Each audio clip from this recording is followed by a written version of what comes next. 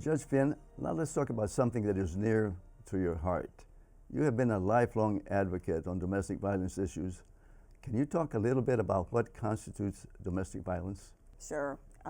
Usually you think of it in terms of an intimate relationship, between two people, whether they live together, they're in a romantic sexual relationship, married now or in the past. But Arizona statute is actually broader than that. It can cover brothers and sisters, etc. But what we're talking about is someone who, for a victim, is emotionally disturbing them. It could be physical violence. It could be stalking them.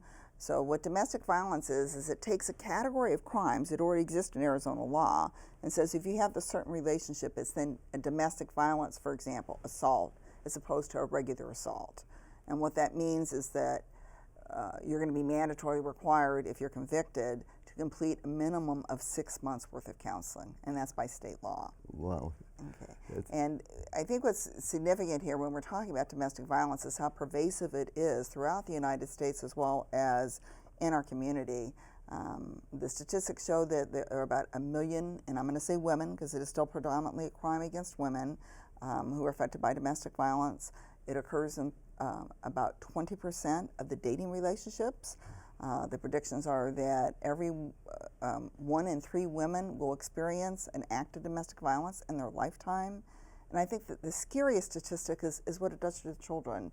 And that is that the estimates show that it occurs in front of over 3 million children a year.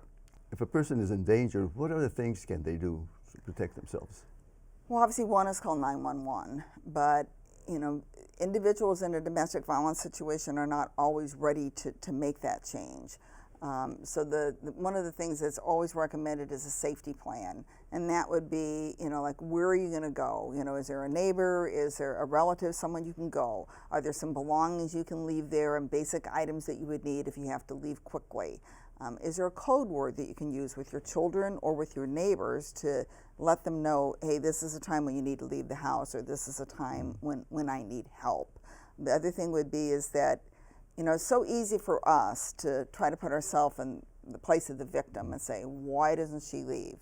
Well, the most dangerous time for a victim is when the abuser realizes he no longer has that control and that she's going to leave. So whether it's she's left, she filed for divorce, she's requested a protective order, he's been served, it's when he loses that control that's the most dangerous time. So we cannot substitute our judgment for that of the victim. The victim has to be in a position where they feel it's safe for them to leave at that point. Thank you. Your commitment and dedication to ending or at least reducing the impact of domestic violence is really commendable.